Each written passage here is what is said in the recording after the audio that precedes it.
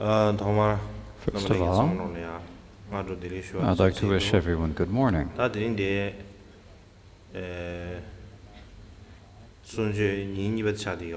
today is the second day of our teaching. And before I begin the teaching, I'd like to offer my apologies. And the reason is, as I explained yesterday, and one thing is that for a long time I really haven't been speaking with people. And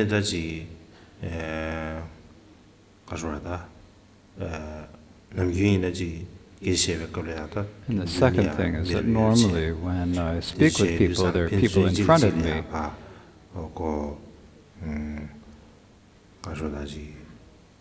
And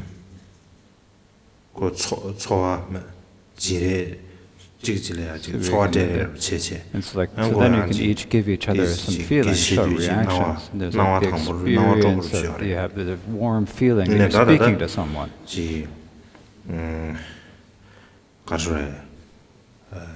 But now when I'm speaking, in front of me, there's no one in front of me, so when I'm speaking, as I haven't really been speaking a lot, and so for these reasons, I'm not able to teach as well as I would like to. And so for that reason, I would like to apologize to all of you. So to continue where we left off yesterday, so basically yesterday we've been speaking about the three superior trainings. We spoke about these a great deal yesterday. And the text from the Jewel Ornament of Liberation So I thought I'd read these words at the beginning of the chapter to remind you. And what the text says is, the precepts of engaged bodhicitta are threefold: superior training and discipline, superior training in mind, and the superior training in project. Thus the Lamb for the Path of Enlightenment says, keeping the vow of engaged bodhicitta, practicing the three trainings of decent values, respect for the three trainings will be great. So these are the words from the text. So yesterday we spoke about these three trainings. And so what you probably think is, these three trainings are important. I think you probably think this. Well then, so three trainings are really important, and these three trainings, if we don't understand what they are, then it's difficult. If we don't understand what the three trainings are, it's difficult to understand what the three pitakas or baskets are. The three baskets are the Vinaya, Sutras, and Abhidharma. And so these are teaching the meaning, when we teach the meanings of the three trainings in different ways. For example, the scriptures that primarily teaching the superior training and discipline are the Vinaya. The scriptures that primarily teach the superior training in samadhi are the sutras. And the scriptures that primarily teach the superior training in prajna are the abhidharma. So we can divide them in this way. And so in order to identify the three baskets, we need to be able to distinguish the three trainings.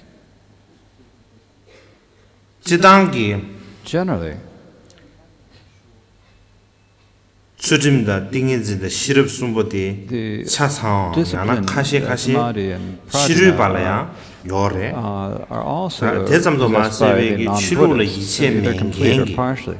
Likewise, there are people who may also have that. For example,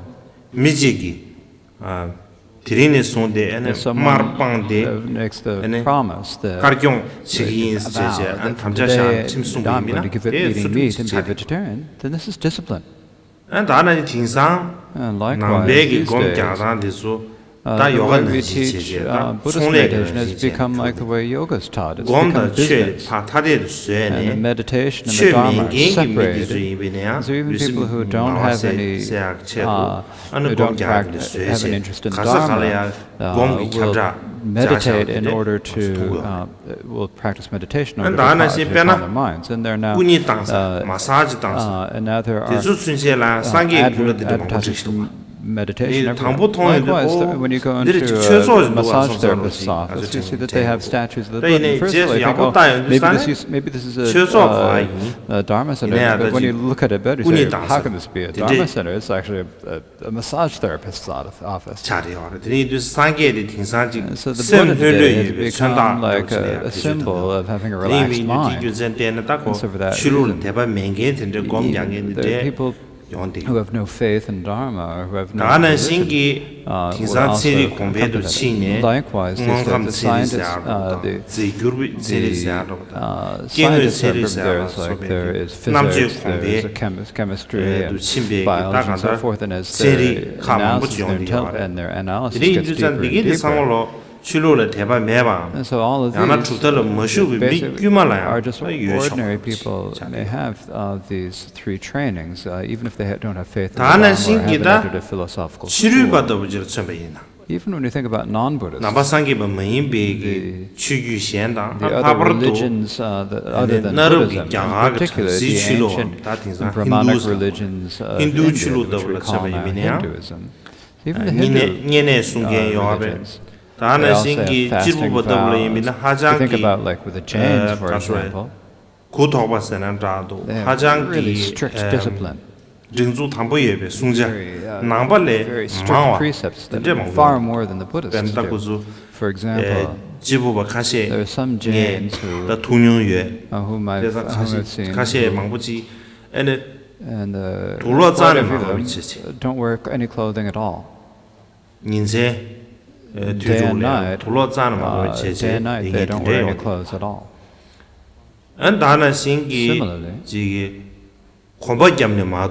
they only go by foot. They never go by car or airplane at all. And so there are people who have these.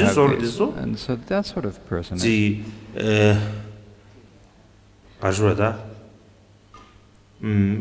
it's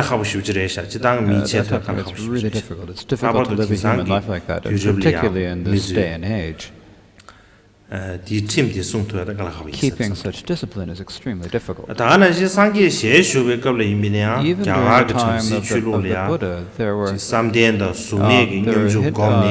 Brahmanic religions in India that taught dhyana and formless absorptions and so forth. For example, our teacher, before he became a Buddha, he entered the Brahmanic religion. He studied with the extremist teachers Adhaka and Rudaka and so forth, and many other teachers, and he learned how to practice the dhyanas and the meditations. So there are many mentions in the history. Likewise, there is the study of Sanskrit grammar, the study of logic and reasoning, study of astrology, and so forth. And so there are many such fields of knowledge that an incredible number of these areas of knowledge, and the non-Buddhists also have these areas. So when you talk about the discipline, samadhi and prajna taught here, we talk about the superior trainings, or in Chinese sometimes they're also called the undefiled trainings.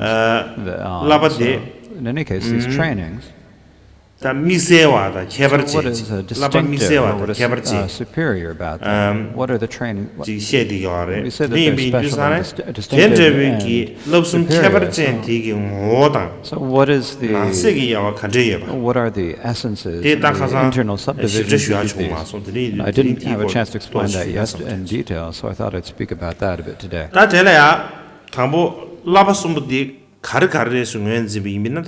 First of all, when you say, what are the three trainings, as you all know, it's the training in discipline, the training in samadhi, and the training in prajna. These are the three.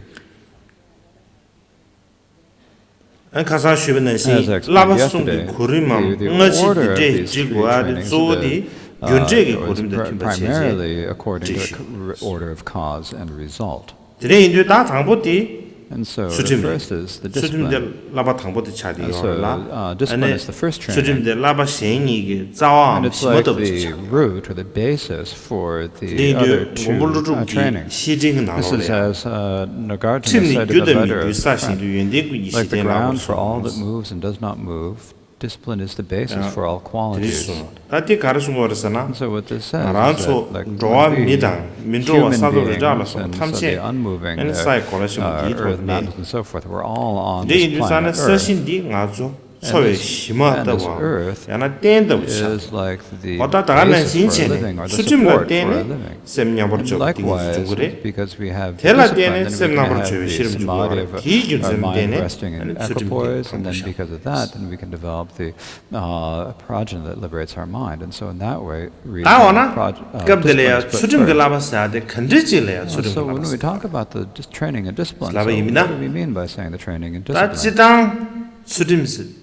Generally, when we talk about discipline, means is the intention to abstain from harming other beings and from the basis of harming. As it says in the word of the Bodhisattva, discipline is taught to be transcendent from gaining the intent to abstain. So we have this, when we talk about discipline as the intent to abstain from harming others, this is primarily we're talking about in terms of the discipline of the Shravaka. Otherwise, it's not necessarily certain, definite that discipline is giving up harming other beings. For example, when we have there's the presentation that the wish to benefit others, and the basis for that is discipline and so forth. Likewise, the Vinaya and the Dharma, the Pratimokcha vows as being physical, and Chandrakirti also described in his middle five skandhas in the middle way, he exclaimed that physicals are physical. And particularly, in his commentary on the single intent of the Jigong, which presents all the philosophical schools according to the Kaji, presents the Pratimokcha vows as being imperceptible forms. And so I think that you can't really say that discipline is categorically the wish to abstain. In any case, with the training, if we divide it, we have the discipline of refraining from harmful acts, the discipline of gathering virtuous qualities, and the discipline of benefiting sentient beings. So that's in this context. So we talk about, in this context, we're talking about discipline as the discipline of the Bodhisattva, discipline of Bodhisattva discipline, and so not just ordinary discipline. So since we're talking about the training in Bodhisattva discipline, so these are the has these three subdivisions. And the first of these is the discipline of refraining from harmful acts. And what this means is, it's like a householder who has the Pratimoksha vows, or a monastic who and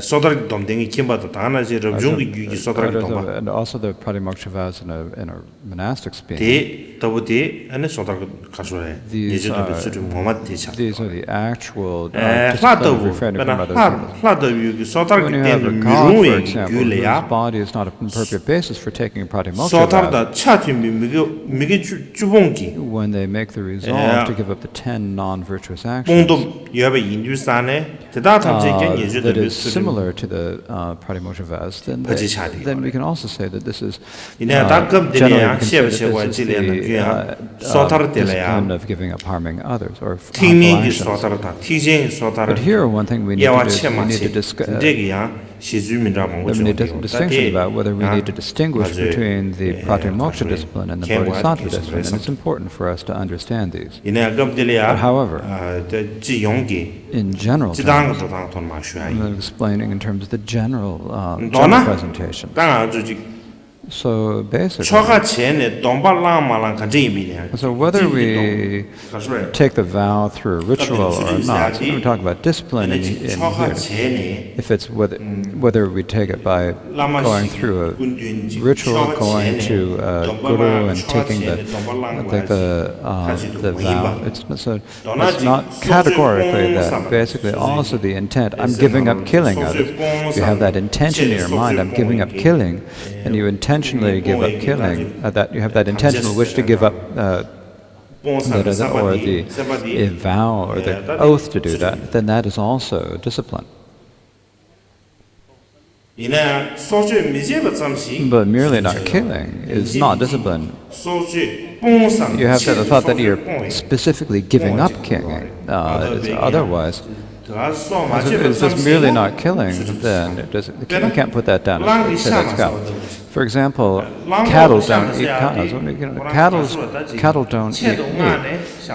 It's not a question of them specifically and specifically saying, I'm not going to do that. It's just as soon as cattle are born, they just don't eat meat. And so for that reason, if we say that cattle doesn't,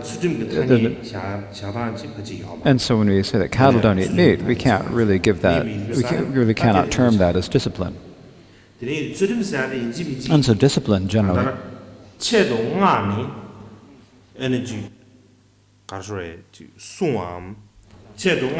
discipline means something that we're specifically keeping, or something that we are specifically maintaining. And that discipline of refraining from harming others, if we talk about the different types of harming others, if we think about it in terms of the discipline, then we can talk about in terms of motivation from the 10 discipline of giving up the 10 non-virtues. And if we talk about it in terms of the essence, we talk about giving up the 7 non-virtues of body and speech. For example, those lay people who have not taken the pratimoksha vows, even if they don't have those vows, once they've gone for refuge, they can also give up that. And so in that way, that is similar to the pratimoksha discipline. So in brief, here, when we talk about giving up the harmful actions, this discipline of giving is the intent of giving it up as well as its seed, and its seed. Either one of these can be presented as the discipline of giving up harmful actions. So the actual one is the wish to give up the wish to give up harming sentient beings is the actual, and the seed of this is like the secondary aspect. So basically, if we haven't gone to the 3 jewels, there are people who haven't gone for the 3 jewels, but who have given up killing others, taking life. And so you can't say that this is a vow, but even though you can't say it's a vow, I do think you can say that the discipline of giving up others. So a vow must necessarily be discipline, but I think that if it's discipline, it does not necessarily have to be a vow. So I think we can distinguish this carefully. This is something that we need to investigate. So that is the discipline of harmful actions. And following that is the discipline of gathering virtuous qualities. And so what this is, it is all the roots of virtue of giving up any of the six transcendences and so forth. It's that which produces them or makes them stay or increases them. That's what we call the discipline of gathering virtuous qualities. For example, when we are intending to listen to the scriptures, when we're reciting texts, or they're going for circumambulation or prostrating and so forth, these are all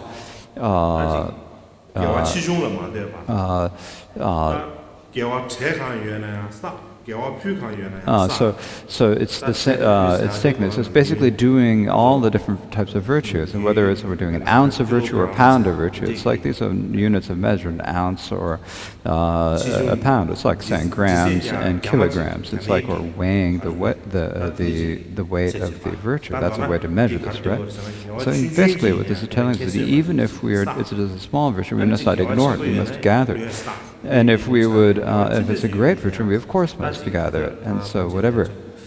And so no matter whatever virtue it is, we need to gather, we need to do it according to our own capabilities as much as we can. And so that is what we can describe as the discipline of gathering virtuous qualities. And so for this one, when we are reading, when we're reciting prayers, when we're meditating, when we're doing all these all become the gathering virtuous qualities. For example, in the Gyalwang monasteries, before they have teachings, then the students, as it said, for the study to go well, we'd have to do pujas to remove obstacles. So in order for that, you need to go through pujas to remove obstacles, and because of the removing the obstacles, so that no internal external adversities may arrive. And if you do this, then your study will go. If you do not do this, then your study will not go well, because studying is a fine activity that accords with the Dharma. And in order to do Dharmic activities, then there are many external conditions that affect it. And some of these adverse circumstances we recognize, but some of them we don't recognize. And first, and only when it really comes up, shows it to be an adverse circumstance, only then do we recognize, but it's often too late. So from the very beginning, in order that the adverse circumstances do not occur, we do pujas to remove obstacles and recite prayers and do various services. And so these are very important. Now the third is the discipline of benefiting others. This discipline of benefiting others is the benefiting sentient beings in 11 different ways. That is what we mean by the sobriety of benefiting sentient. So there are 11 different ways that we benefit sentient beings. And what these 11 are is, the first is helping others, the second is showing methods, the third is helping, the fourth is benefiting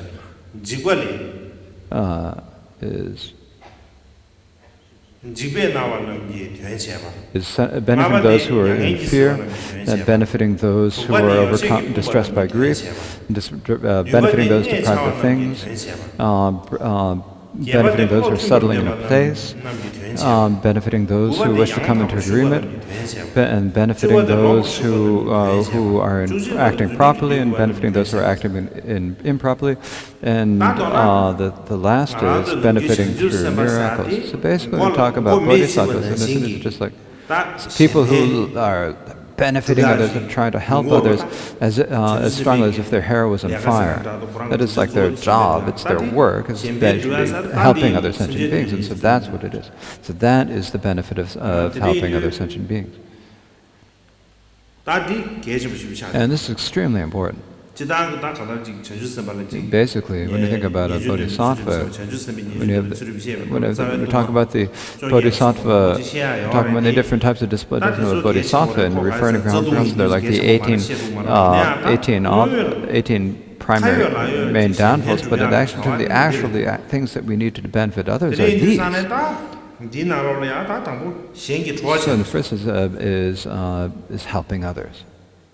So helping others is when there's a time that others, when there's a time that others are in need, when there's time when they need help, or when there's an opportunity to help them, but you don't help them, and postponing it, that's not okay. Or if you're helping them in a non-dharmic way, or a way that's not a complete. And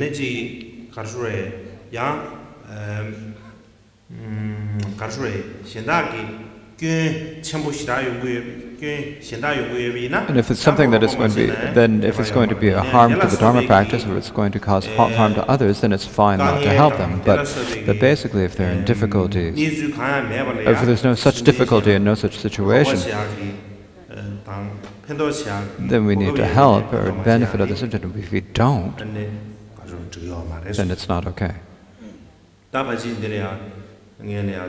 So here, I think maybe it's better to take our tea break now. And so after we have tea break, then I will continue teaching. Okay, so I shall continue from where I just left off. So it says, helping others. So when you say helping others, this is the same as what is called in the 20 verses on the vows, not helping others in need. So what this means is if there's a bodhisattva whose body is healthy, whose mind is healthy, if you're not healthy in body and mind, and even if you wish to help someone else, you will not be able to. So someone who's healthy in body and mind, and the other person has no other helper, if they have some other helper, someone else to assist them, if you try to push yourself into that situation,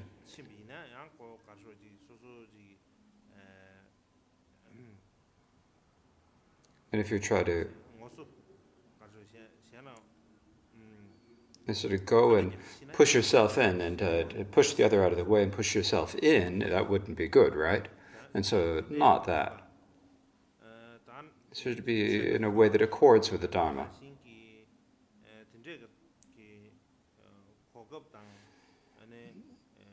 If such an opportunity or such a situation occurs, if you do not help,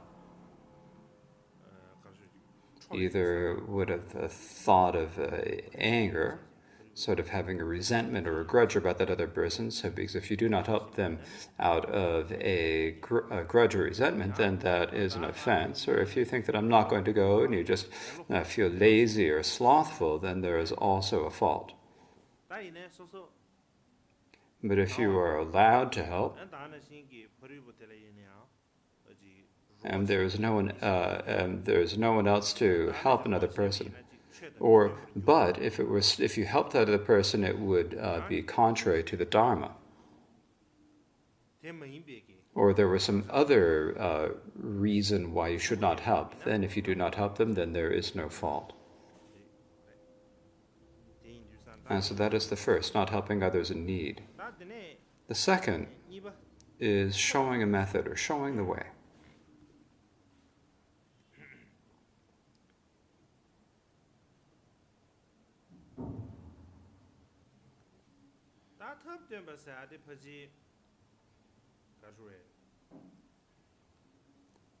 So, showing a method, if we think about it in terms of the words,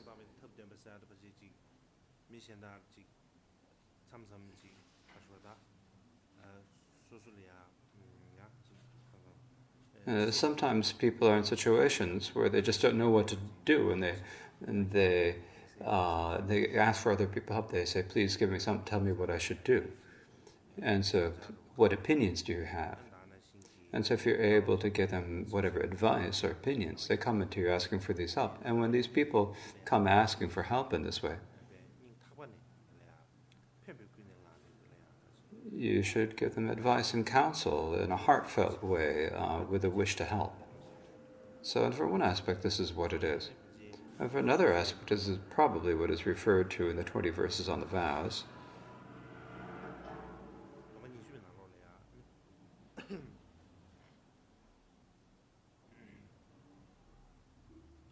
In the 20 verses of the vows, it says not teaching what's proper to the careless. I think these are probably essentially the same. So not teaching what's proper here, as if one is a bodhisattva, and your situation of body and mind is good, and so when some other person has some sort of an idea or some sort of a plan, some sort of some plan for this lifetime that it would be not helpful in this lifetime, that they've made some sort of a wrong decision, or if they're going to be doing something that is harmful for them in future lifetimes, when you see that, if you say that this is right, this is not right, if you do that, it would be good. If you don't do that, it would be better. if giving that sort of advice is important. But if you have resentment towards the other person, and out of that reason do not give assistance, then that is an advice, and that is not proper. It is also offense if you do not give advice out of laziness and sloth on your own part. Or if you just don't know how to advise him, you feel like I should advise him, but I just don't know what advice to do. And if you're unable to give advice, then there is no fault.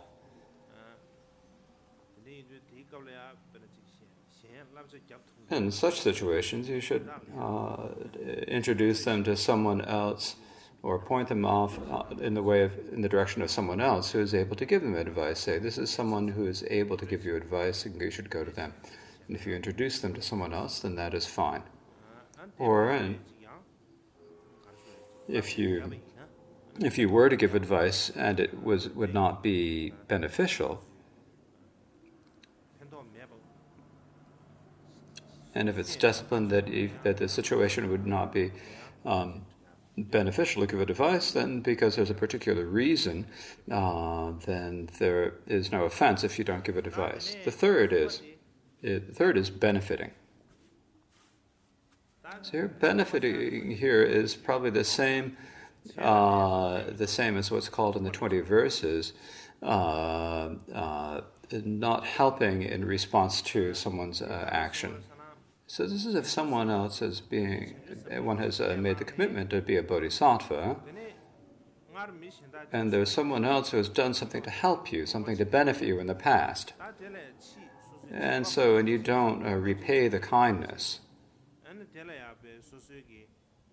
and instead, out of malice or anger, with that motivation, if you do not benefit them, then there's a fault. Or if you do not benefit them out of laziness and sloth, that is also an offense. Or if you think you'd like to do something but you haven't got the time to do it, but if you have so many other things you need to do that you have no leisure to help them, then there's no fault. So if there are other such reasons,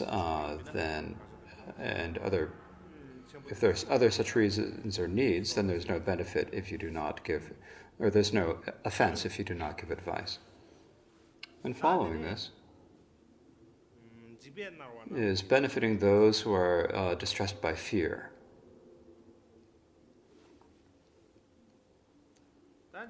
And so benefiting those distressed by fear. So basically, this one, those distressed by fear, and the next one, those distressed by grief, probably come together. If we look at the 20 verses on the vows, what it says in that one is not dispelling others' sorrow. And so what this means is when someone else has some great fear, or they have a great suffering in their mind, and when they have that suffering or fear, we as people who are abiding by the Bodhisattva vow,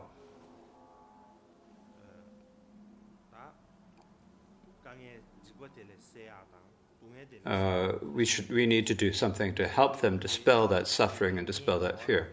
For example, if someone's close relative has died and they have suffering in their mind because of that, or if they've encountered a great loss in business and experienced such suffering, no matter what suffering it is that occurs, we should look for ways to dispel the other being's suffering.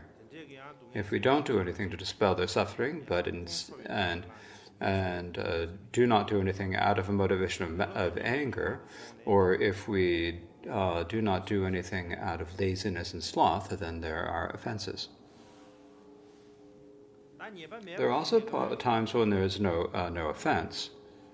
For example, when one doesn't have the capacity, or when you think you'd like to do something but you don't have the ability or to benefit, and you place your hopes on someone else who is able to help to benefit, and ask them to help him, then that is also fine.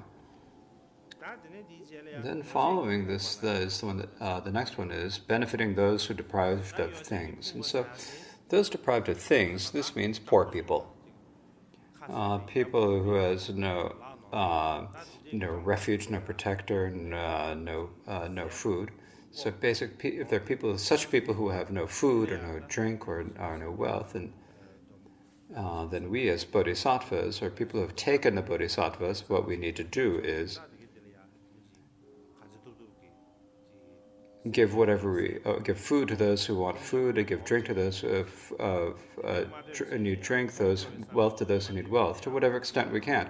And instead, if we don't do it out of anger, or if we don't do that out of sloth and laziness, then it is an offense. If there is some situation it's inappropriate to give, and we don't give then there is no offense. Or if we would give something, but it would bring great difficulties, if that were possible, if it would make difficulties for that other being if we gave them something, or give us difficulties if we gave them something, if we do not give them in that situation, then there is no offense. So that's those deprived of things. Then the next one is settling in a place.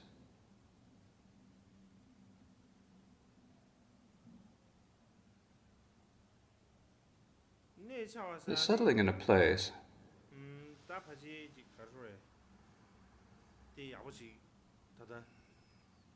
this is one that I can't explain right now. That and benefiting those who want to have harmony of mind and so forth. These are things that I would need to look at again. I can't be difficult for me to explain them right now. If I'm not able to give the exact explanation now and just speak whatever I want to say, that wouldn't be beneficial. So basically, we need to.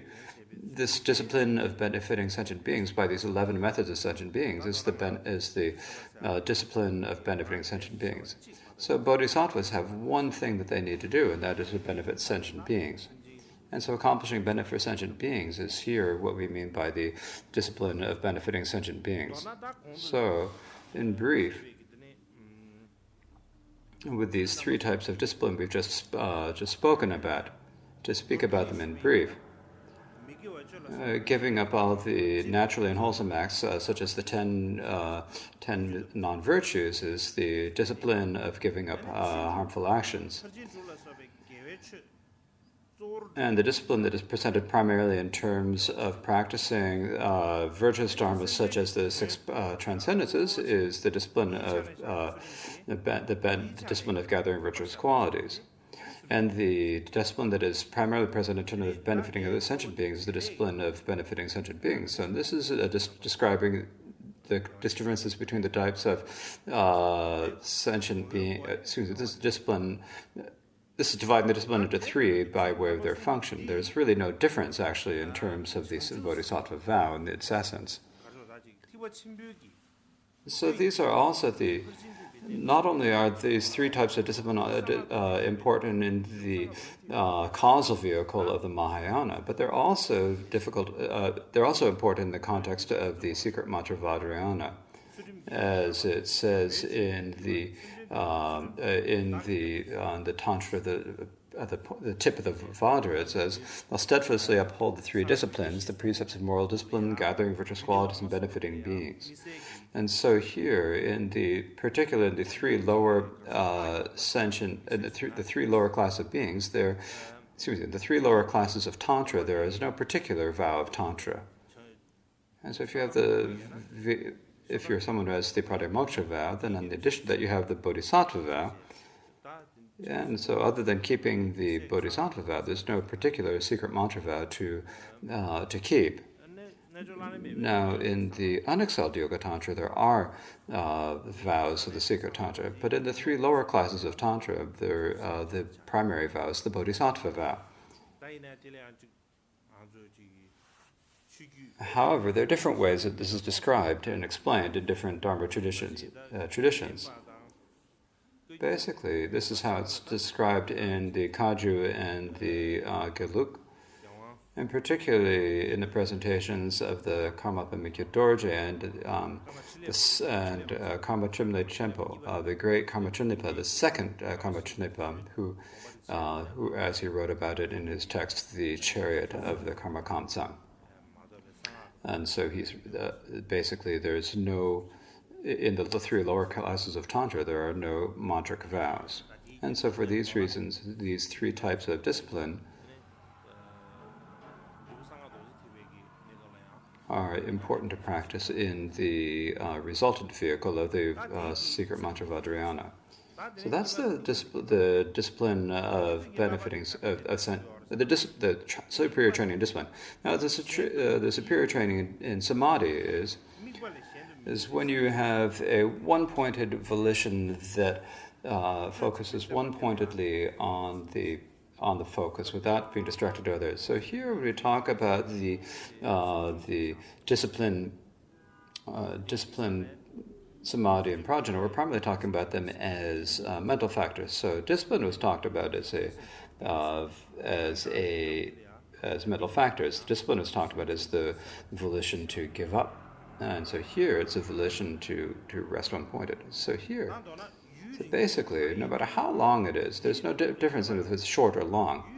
No difference whether it's short or long. If you're able to rest on a virtuous focus for one-pointedly, then that is samadhi, you can say. And so now there is samadhi within the five mental factors for ascertaining objects. But the samadhi that is included within the jhanas or the formless realms is difficult to develop. But we can see whether we are able to develop the ability to wishes to remain as long as one-pointed for as long as we wish. Because what that means is being able to rest as long as we can on what. Because some people say that when you have not achieved the pleasure of pliability, then that is the one-pointed mind. That is, and some people say.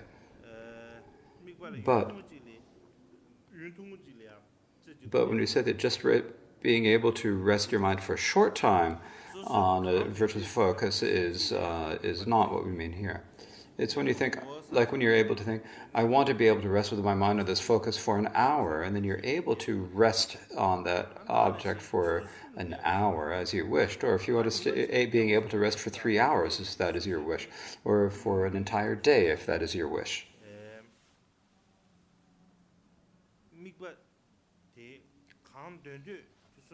So being able to rest in equipoise on that focus as long as you wish, then that is what we call the one-pointed mind for as long as you wish.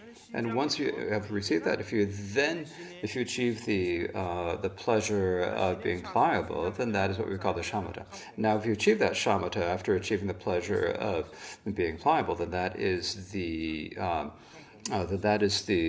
shamatha of the higher realms, of the dhyanas and so forth. So being able to achieve the one-pointed mind as long as you wish is something we can hope for. Now, getting actual shamatha is a little bit difficult, isn't it? And so sometimes, when we talk about shamatha, we talk about the 9 methods for resting the mind as shamatha, but actually the true samadhi, the true shamatha means the pleasure of pliability of mind. So that's the act. So when we talk about the 9 levels of resting the mind, I wonder if that's actually true shamatha meditation. But we do need to make efforts to try to develop the ability to rest our mind as long as we wish.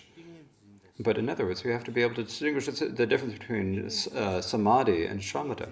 So in a samatha, what is samadhi? It is the mind resting one-pointed. Direct your mind on a focus on a virtuous focus. That's a samadhi. And it doesn't matter how long you rest. Just merely being able to rest on a virtuous focus is okay. And that's very easy, isn't it? However, but the ability to rest as long as you wish is even more difficult, because not just staying like that for a short time, like for a few minutes or a few seconds, is not enough. It means being able to rest as long as you want, and if you are able to rest it, then that is the one pointed for as long, resting one pointed as long as you want. And the shamatha is even greater than that.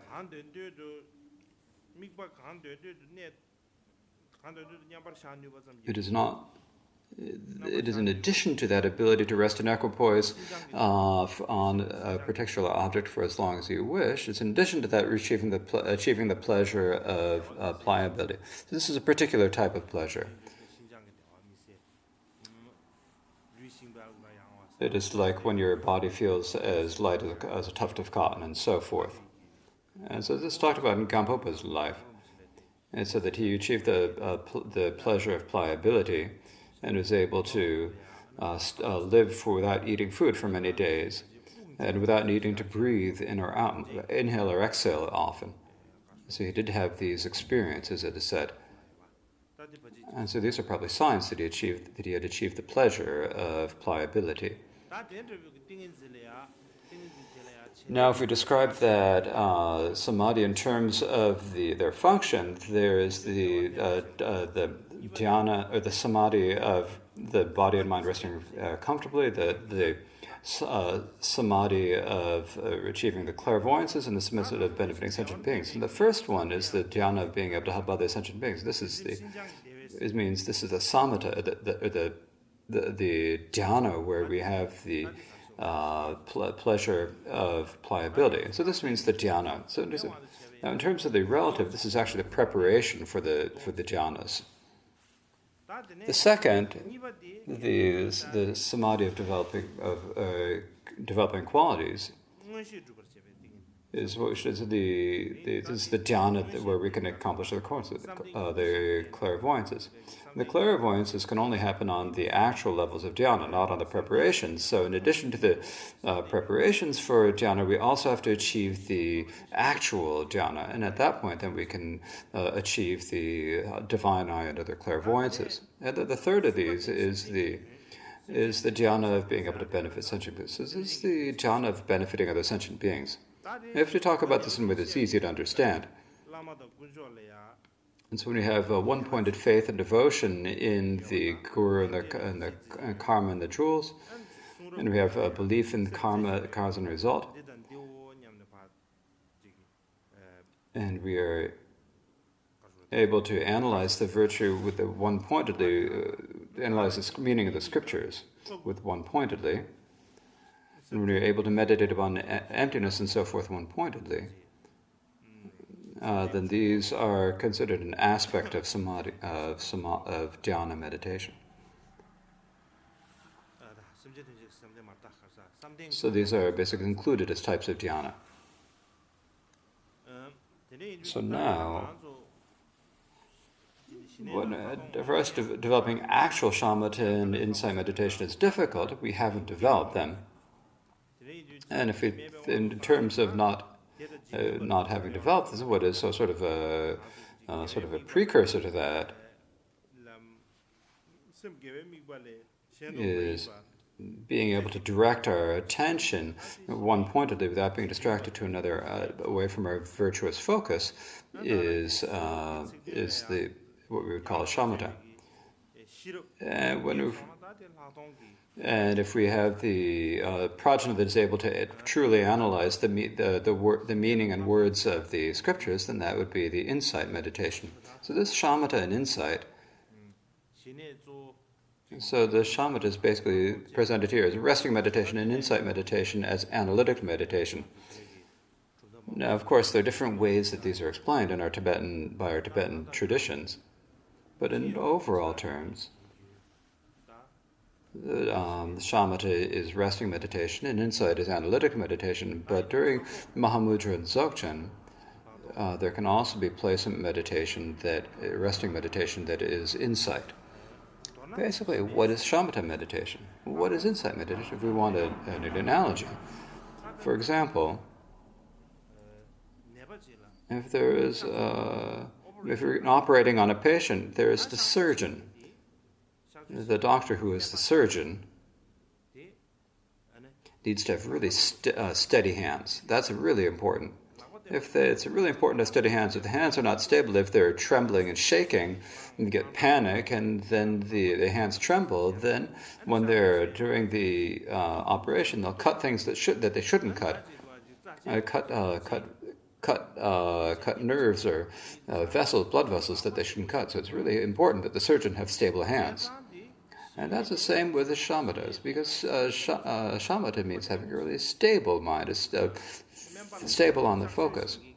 Just as the surgeon needs to have a stable hand, we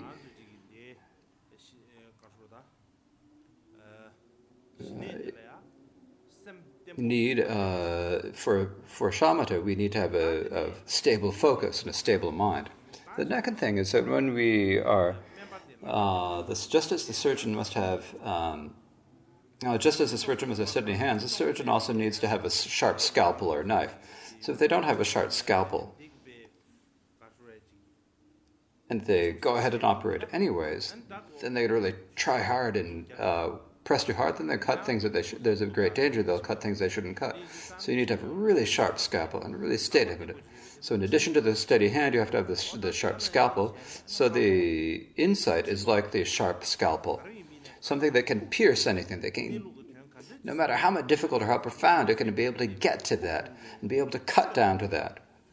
No matter how many layers of doubt, it can cut through them. So you need to have that sharp project that is like a sharp scalpel. That's the insight that we need. Now, before, I was saying a lot about a virtuous focus. Now, is it a virtuous focus? No. So if you say that, then is a mind that is one-pointedly focused on an unvirtuous focus, is that samadhi? Well, it's samadhi, but we don't call it by that name. For example, if we have prajna, if we have the bad sorts of prajna, then it is prajna, but we don't call it. So when we have a mind that is able to rest pointed upon an unvirtuous focus, in general terms it is samadhi, but we don't call it by the name samadhi. Also,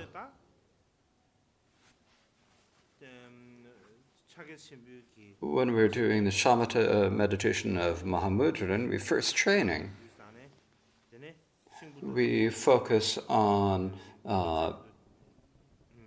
small sticks and pebbles, right? So when we focus on twigs and pebbles in this way, they're not virtuous and they're not unvirtuous, they're neutral. And so what is this? And so what that is, it's not a focus on a virtuous object of focus, but it's a particular distinctive method for developing shamatha meditation. And so it's a big difference between that and an unvirtuous focus. So the two, those two would be the same, and not focusing on a virtuous object, but one is focusing on a neutral object with a view to developing a virtuous object, and the second is just virtuous on an unvirtuous action. So it's different. There's that difference between the two.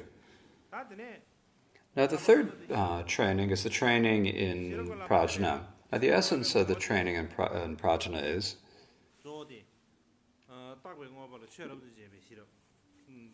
the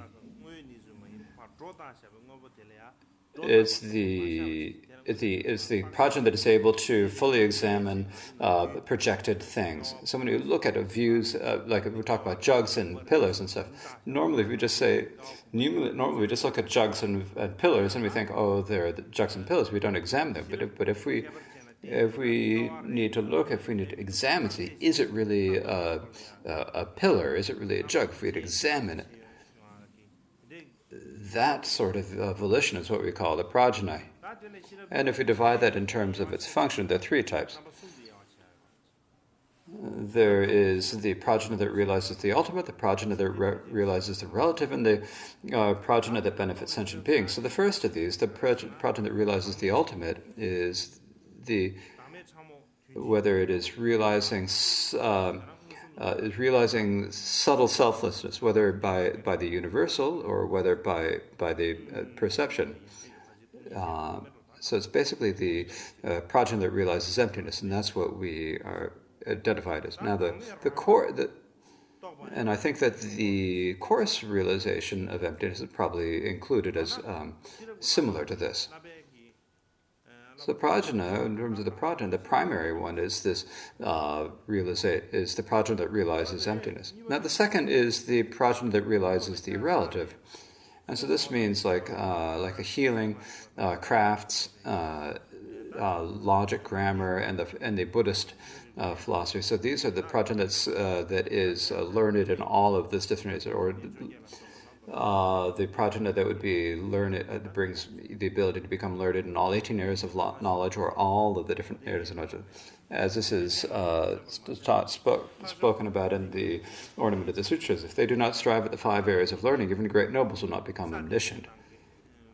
And also it says in the Bodhisattva levels by Asanga, the full differential of dharmas is studying any of the 5 areas, whether it is the Buddhist logic, the logic, or the healing, or the grammar, or the crafts, or the actions. It's the Bodhisattva is being able to be aware of what the essence is. So this is the same.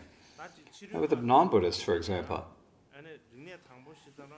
they do have these, they are able to have the training or the study of these first 4 types, and they're also able to study the Buddhist units. For example, the professors or academics who research the Buddhist scriptures and Buddhist texts, and it's possible that one can study this, but that type of prajna that they use there, does that become the training and prajna meant here? It does not. And the reason it doesn't, because the training and prajna meant here, is because it is not embraced by the true refuge or the wish for liberation. So like preferences is it's not what the professors do. They research things that are really important and sacred to us, like the 6 yogas of Naropa. And they take it they kind of identify what it is and study it as an area of research. But that it is a kind of prajna, but it's difficult for that to be the prajna meant here in the training and prajna, because as I mentioned, it needs to be embraced by the true refuge, the truly seeking liberation. If it doesn't have, then it's difficult for it to become the training in prajna. So generally when we study areas of knowledge or language and so forth, when we study all the different areas of things that we can learn,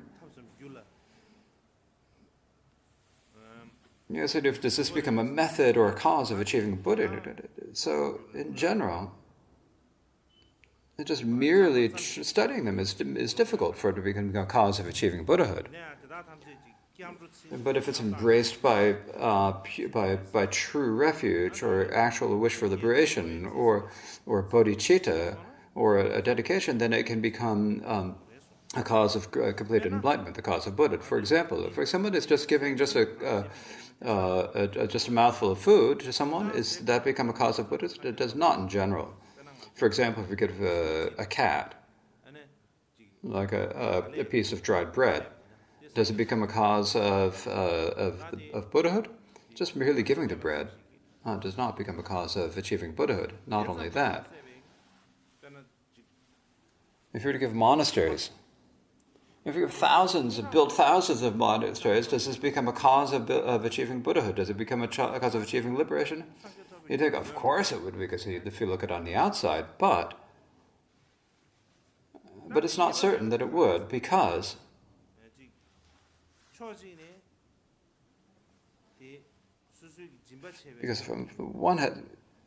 the one hand, there's a question of what is your motivation at the time you're given, what your intention. It depends upon that.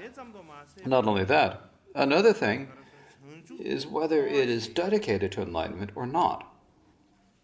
If it is dedicated, then it can be the cause of achieving enlightenment. For example, in the past, if one is given a piece of bread to a cat, Even if you weren't able to give that piece of bread with the motivation of bodhicitta, but later, when you make a dedication, you said, oh, in the past I gave that cat a piece of bread, and may that cause, and that giving that piece of bread is a virtue, it's a good thing to do. And since it's a good thing to do, so I'm going to dedicate it to achieving the state of Buddhism, and if you dedicate it, then it'll become a cause of achieving Buddhahood. And so for that reason, it's as we say in the three sutra and three sections that we recite all the time, right? So the virtue of giving a single mouthful of food is said, right? And so that's the same point. And so for this reason, so if it is embraced with an extraordinary intention, then the more listening and contemplation we do, they become the training of increasing our training in prajna. So basically, it's not just the same as saying, oh, you should study well. It needs to be embraced by a distinguished or a distinctive intention. And if it does that, then it increases the training in prajna. But otherwise, just merely studying, they have good debate, they can hold position well, and give good answers, just merely that does not increase our training in prajna. Now the third is the prajna of benefiting sentient beings. And what this means is knowing well how to help sentient beings. That is the prajna of benefiting others. So this is a difficulty that most of us have. We think we want to help. There are lots of us who want to help, but we don't know how to help. We get confused. And that gives us a difficulty. And some, they don't really know how to help, but then they sort of pretend that they do, and then they create huge problems, as many problems as big as a mountain. And because they just don't know how to actually help something. For example, this has happened a lot in my lifetime. I think people want to help this, but not knowing how to help. And then that brings a little difficulty. That often happens. So in brief, so knowing well how to benefit other sentient beings is really important. Otherwise, because there are sentient beings throughout all of space, and each individual one of those sentient beings has their own thoughts and their own predilections, and there are many different types of them. And so, and if we need to benefit them in a way that is in tension with their intentions and their aspirations and so forth, if we don't have that type of prajna, it's very difficult. Not only we don't know how to do anything, accomplish anything, we give difficulty for ourselves. And in the end, we get exhausted ourselves, we get nothing done, and that brings difficulties, right? And so for that reason, this prajna of benefiting sentient beings is really important. So in brief, if we wrap up these three trainings, so the discipline with the function that it has is to set a limit to our actions of our body and mind, and to begin to turn our mind away from distractions. And then the samadhi heaps all of our mind upon capacity of mind, one pointed upon a virtuous phenomena. And then prajna examines the nature of things as they are, so that we can understand them and realize them. And so in this way, that gives a basic idea of what these three trainings are. And so we need to look at ourselves. Well, which of these three trainings do we have? Do we have the training in discipline? Do we have the training in samadhi? Do we have the training in prajna? And examine it. And if we think to ourselves, I don't have the training in discipline. I don't have the training in samadhi. I don't have the training in prajna. I'm finished. What should I do? Then it's difficult, right? So right now, we have an opportunity. Even if we don't have them, we have an opportunity to create them. We have, within the Dharma, we have met authentic gurus. And we have clear minds and clear intellects, and we have all the faculties, and we have an opportunity. And now that we have this opportunity, if we don't waste our time, and so we need to see if we can develop the three trainings within ourselves or not. If we think, I can't do it, I'm done. Or if you used to have any one of them, and then now it's declined or diminished or lost, or you don't have it anymore, then you don't need to worry. And the reason for that is that we can once again re-establish them. We can once again get them again. Until we achieve the state of Buddhahood, we have the opportunity to achieve Buddhahood, don't we? And so for that reason, and so I'm going to give you a certain period of time, and before that time you have to achieve it. And if you, after that point, even if you practice to achieve it, you won't achieve it. That's not what it says. And so there's no more space until the samsara is empty. We have the opportunity to achieve Buddhahood. And so for that reason, we don't need to worry. The main thing is that we need to make effort. That is what's most important. You make efforts, and then in this lifetime, see if we can do it or not. And if not this lifetime, if we can we think, may it happen in future lifetimes, make that aspiration. And that's it. So the most important thing is we must not be discouraged in our mind. And we have to have enthusiasm. It's important to have the enthusiasm. The practice in mind is not something we can do in just a day or two. It's not that type of job. If we're going to do some sort of a worldly thing, for example, if you're going to get married, you can't just do it in a day or two. For example, if you can prepare for Losar, like in Tibet, they're getting ready to do Losar. In Lhasa, they're getting ready for Losar. And so they start a month or two before the New Year to prepare for the Losar New Year festivities. Everyone's really busy and running around trying to get ready for Losar. So for Losar, you have to spend spend a month or two to get ready for Losar. Then you can't do that in 1 or 2. And the state of Buddhahood is even more than that. It's difficult that you get to achieve it in just a day or two or in a month or two. In the Mahamudra and Dzogchen teachings, we talk about in a single session achieving Buddhahood or achieving Buddhahood in a single lifetime, single body, and it's said, but I think this is primarily talking about this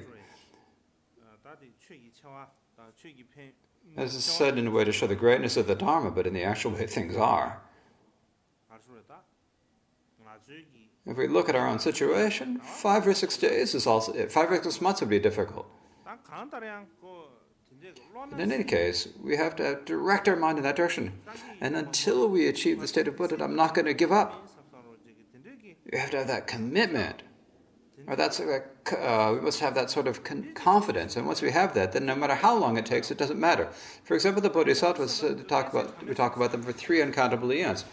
And this is also said to be for those as superior of sharp faculties. When you say the 3 uncountable eons, this means it's 60 decimal places. It's like we have 10, 100, 1,000, 10,000s, 100,000s, millions, 10 millions, 100 millions, and billions, right? When we count in that way, if we go out to 60, that's what we call 60 places, that's what we call the uncountable. And so these are 60 uncountable great eons that we need to gather virtue and purify the obscurations. And we must not get discouraged. And the reason why we, for all this time, when you experience all the difficult things to do and all the time for such an incredible length of time, the reason why we do it is because of the strength of a resolved bodhicitta.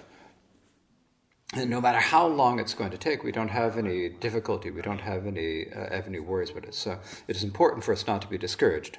So I do not need to say much more, and so we'll leave it here for today, and we'll continue again tomorrow. Thank you.